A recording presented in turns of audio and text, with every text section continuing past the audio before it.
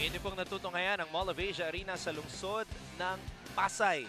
It is opening day ng Season 93 ng NCAA. Ang ating talaan 31 para sa Red Lions, 29 para sa host school, ang Golden Stags ng San Sebastian. Maraming salamat muli sa inyong panonood. Anton Rojas alongside former NCAA champion and strength and conditioning coach ng Philippine Sports Commission, Coach Hammer, Martin Antonio, and we also have Roxanne Montealegre to complete our broadcast team for today. Ito nga, Anton, nung first half natin, Devon Potts, 0 out of 8 field goals. Still looking for his basket. First basket for season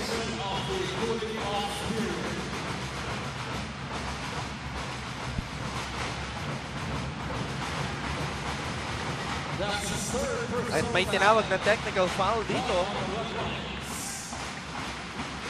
And now, the team captain, Jomari Presbitero, is talking to our officials para malaman kung ano ba ang dahilan kung bakit tinawagan ng technical foul si Robert Bolick.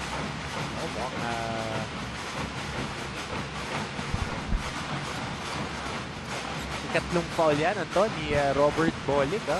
Mabigat yan dahil pasimula pa lang tayo ng third quarter, tatlo na agad ang kanyang foul.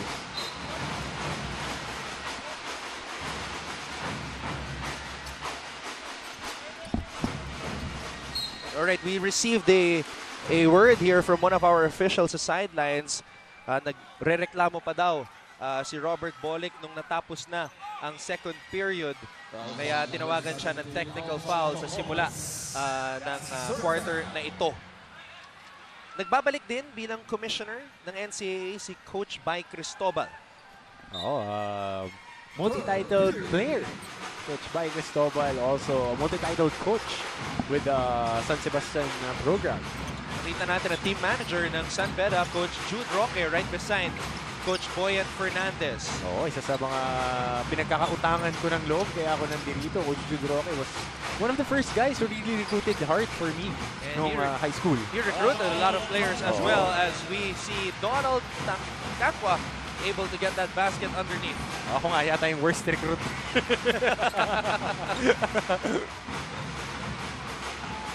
Navarro, too strong. Bolick with a board.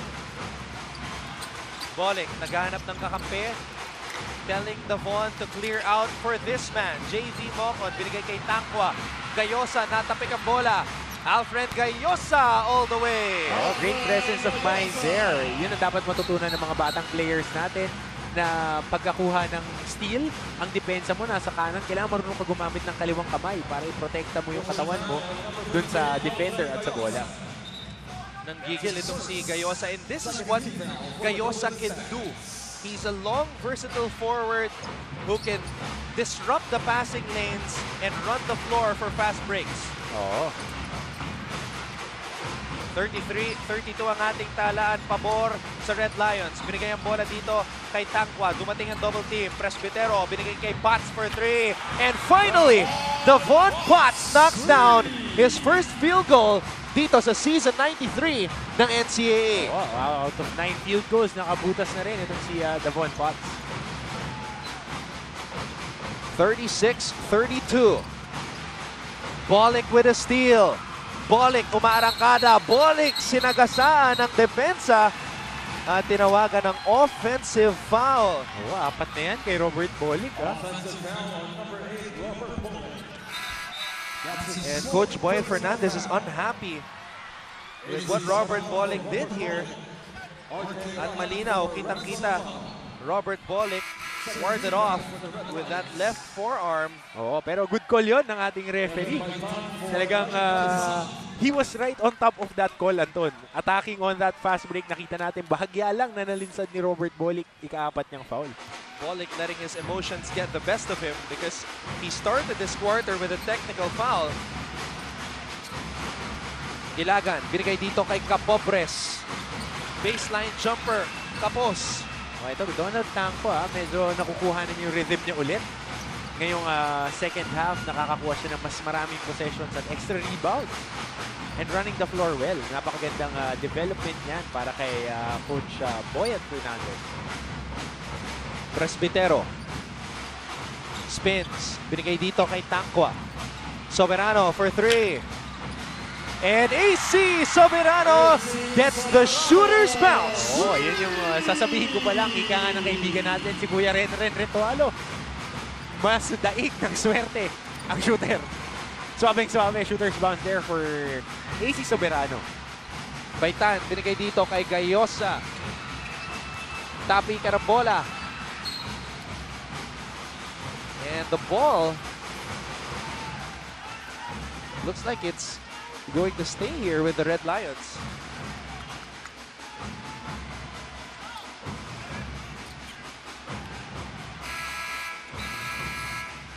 Ito, makita natin yung replay. Tapikan. Ayun. Na last touchdown si Joe Presbiterio. Baitan. Naagawan. Pats. Umarangkada. Pats huminto. Pinasa sa labas. Soberano for 3. Kapos. Tangkwa. Turnaround jumper. No. Calma with the board. Oh, sayang yung tira na yun. AC Soberano, deep sa labas. Pero maganda yung transition defense ng San Sebastian. Bulanadi showing us the moves. Alin Bulanadi going to his strong side, the left side. Nakakuha ng isang magandang penetration on that middle gash. Balikan natin ang mga tweets from J. Alexa Agulto. Of course, mamimiss ko yung mga gumraduate na, especially Giovanni Halalon. Oo, medyo gumarahin na nga yung bus na binabiyahe ni Gio Halalon, pero may nag-a-apply na bagong bus driver. Abangan natin mamaya sa ating pangalawang laban, Mabuhay University versus Arellano University. Namimiss ko yung mga magagandang sideline anchors ng sports and action. Alex Jeremy. O ayan si Roxanne kasama namin sa first game mamaya. Abangan natin kung sino ang magiging courtside reporter sa laban ng Cardinals at ng Chiefs. Ito, pinaka-na-miss ko, physical and crucial game, sabi ni Chef Teddy Bear. Yun din nata yung na-miss mo eh. Oo, yun talaga yung na-miss ko eh. Basta't banggan at bakbakan, paborito yan ni Coach Hammer. Presbitero receives the ball from Mocon. Mocon spins baseline. At may tinawag na foul dito. Yun yung inaantay nilang idagdag sa facet ni JV Mocon na magkaroon siya ng go-to post move. Dahil he is more of a face-up, power forward, small forward.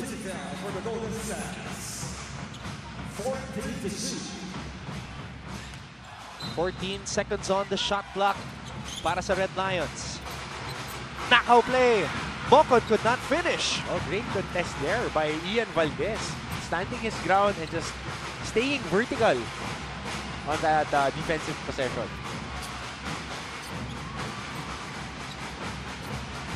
Ilagan trying to thread the needle.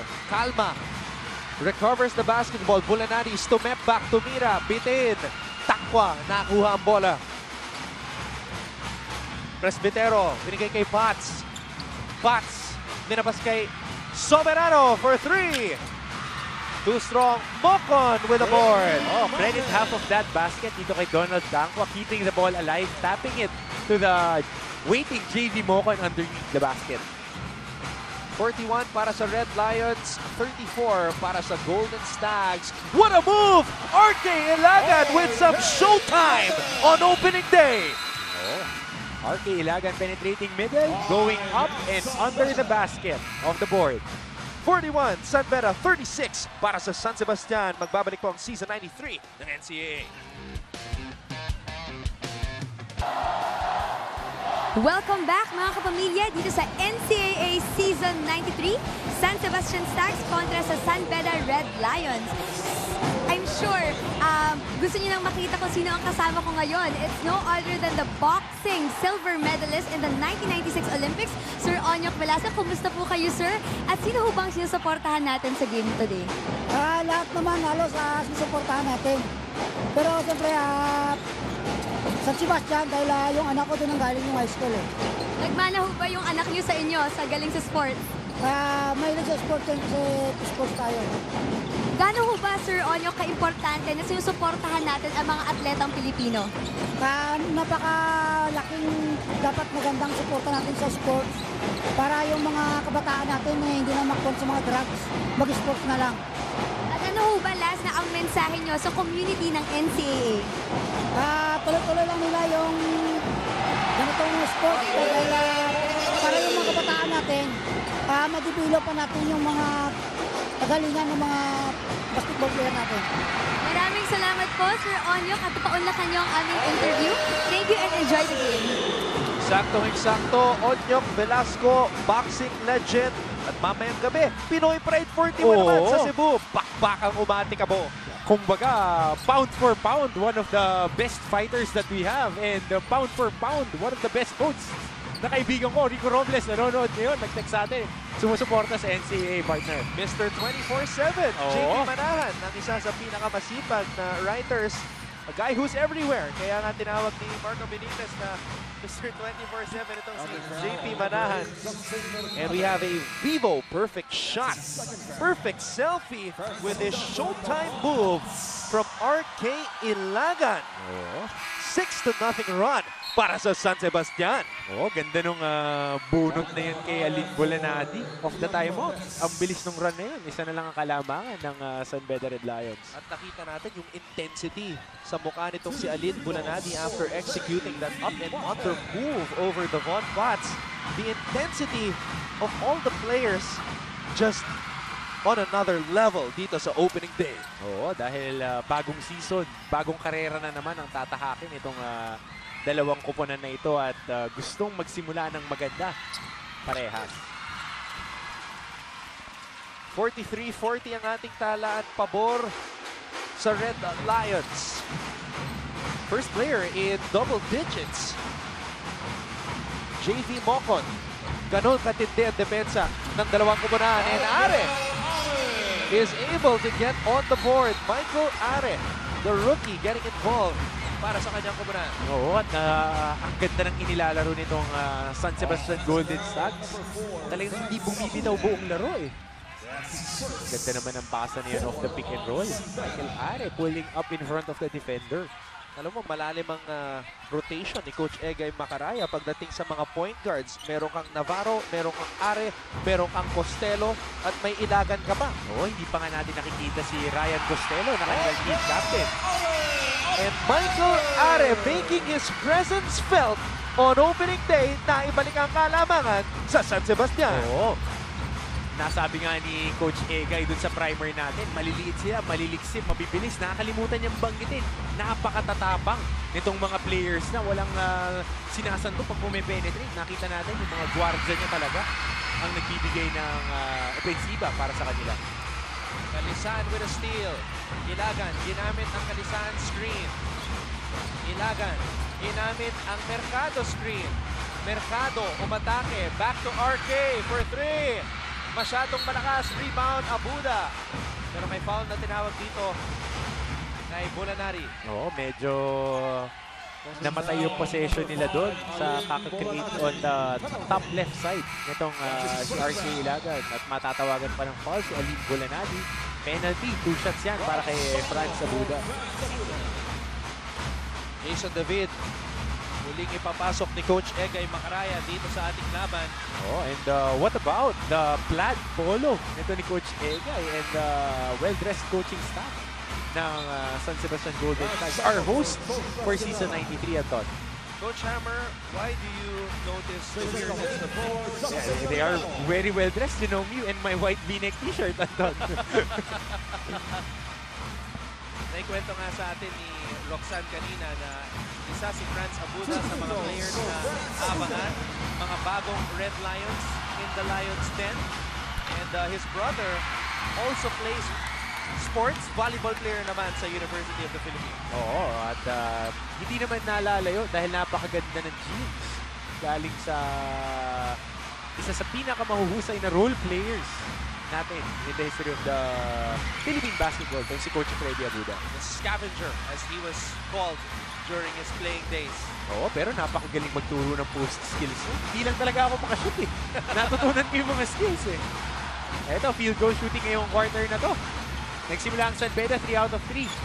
Since 1 out of 6, kaya naman dikit ang ating laban. Deadlock na naman tayo.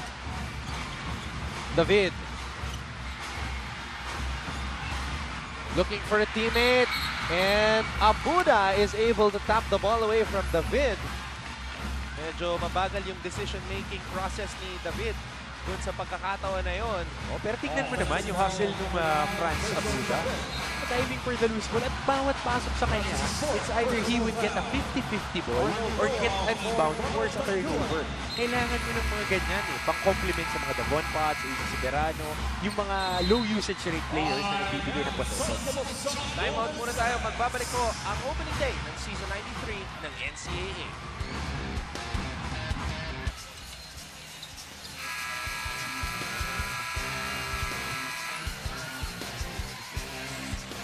Alam mo, partner, nakasama natin kanina while we were doing our pre-game intro, yung mga loyal fans ng San Sebastian. Siyempre, nandito rin yung mga nakapula representing San Beda and supporting the Red Lions dito sa kanilang unang bakbakan para sa Season 93. Oh, yan ang mga magagandang ngiti. Talagang pagka tumama sa iyo yung camera na may kulay pula, gigiti ka talaga sa kakakaway. At pinabati namin ang si Club Sebestino at si San Sebastian J.Y. De La Rosa. Maraming salamat sa inyong patuloy na pagsuporta sa NCAA at sa Golden Stags. 44 all ang ating talaan. Coach Hammer, inasahan mo ba na mahihirapan ng Red Lions na naging napaka-dominante sa off-season? Inasahan mo ba na mahihirapan sila ngayong araw kontra sa Baste? Nasabi ko nga sa iyo, Anton, kanina, balikan natin nung simula ng coverage. Isa sa mga dark horse teams, itong San Sebastian Golden Stags. Dahil lang yan sa coaching style nito ni Coach Egay Macaraya. I can't stress it enough, Anton. This guy is a flat-out winner. Are, Kalisaan with a fake, Kalisaan with a fadeaway, bitin. Mercado could not hold on to the basketball.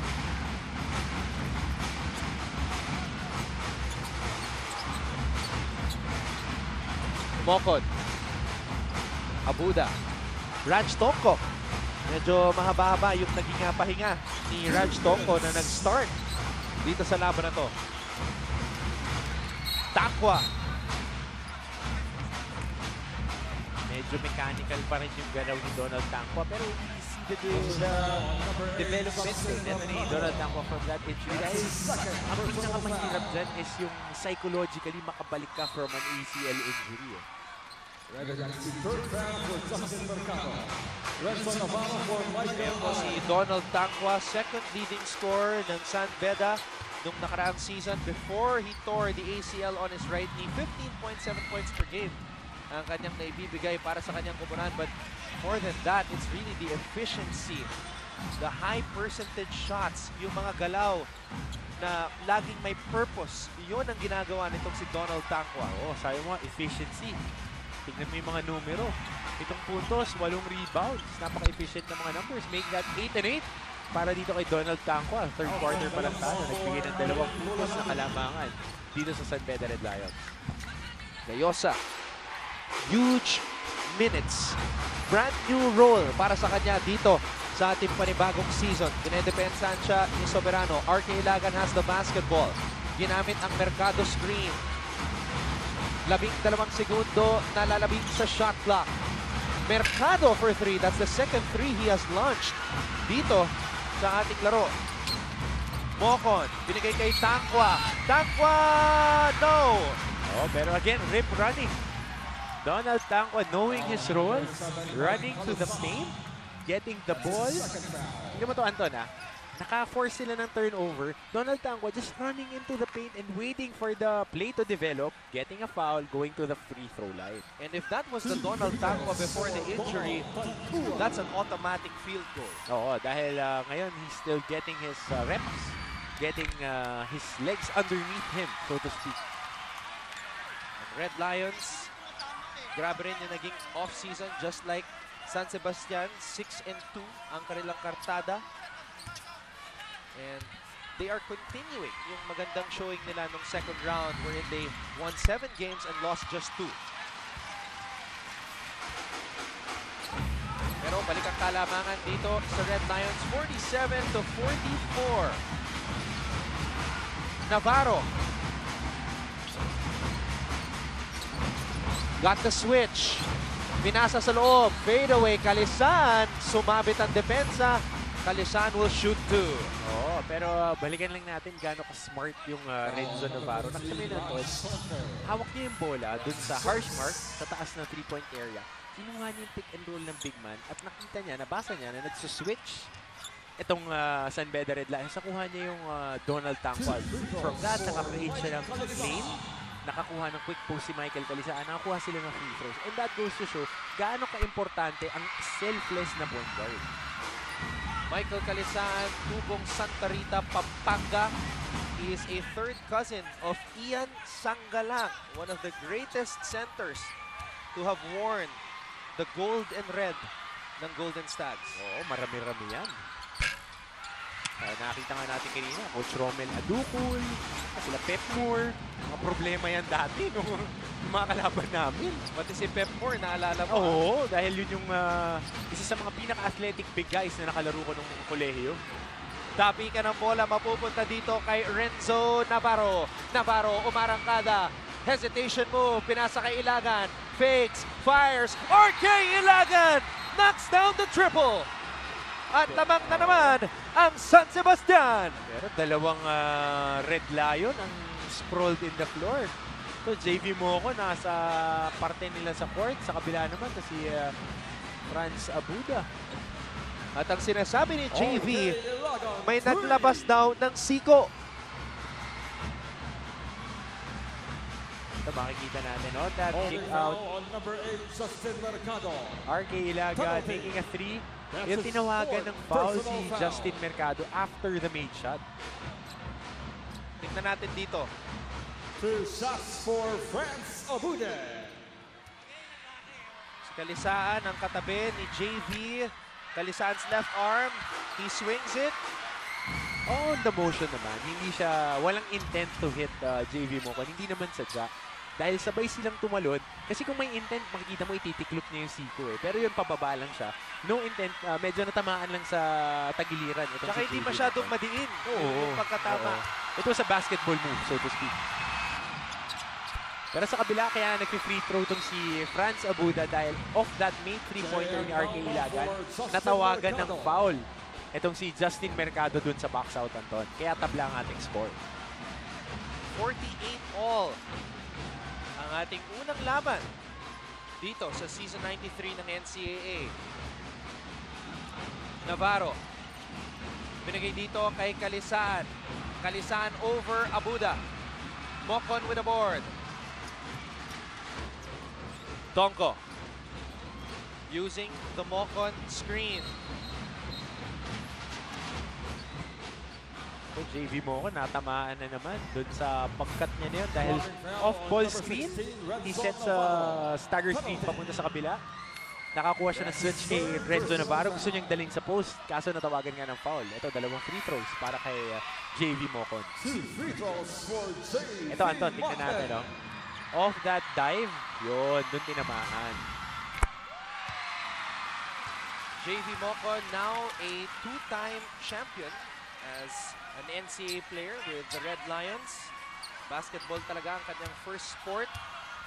Bunsong lalaki among 4 boys. And they also have a sister for a sibling, and JV Mocon is expected to become dominant sa kanyang ika-4 na taon sa NCAA.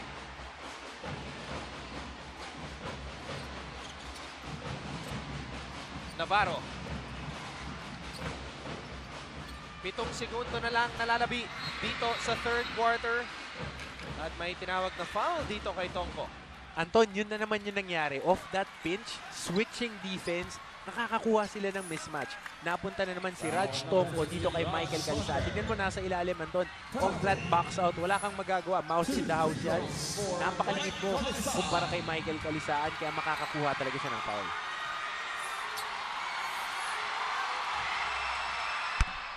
First free throw is good for Michael Calisaan. We've had 3 deadlocks in this game, Coach Hammer. Oo, double-digit scorer na rin ngayon sa laro natin si Michael Calisaan. Babalakin pa niyang itabla itong ating score ngayong patapos na ang ating third quarter. Tapos ang pangalawang free throw ni Michael. But there seems to be a lane violation that occurred. Kaya magkakaroon pa ng panibagong pagkakataon na tumira itong si Michael. Sinasabihan niya ang kanyang mga kakampi na bumaba na sa depensa.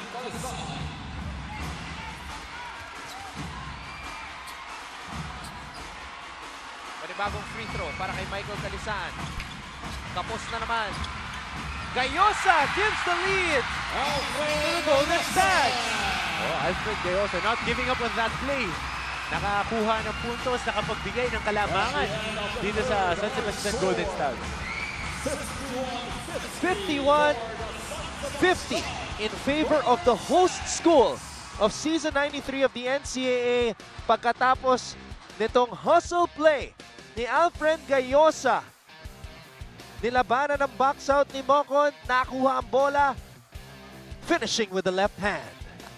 8 lead changes in this explosive opening game para sa Season 93 ng NCAA. 51-50 ang ating talaan, pabor sa Baste.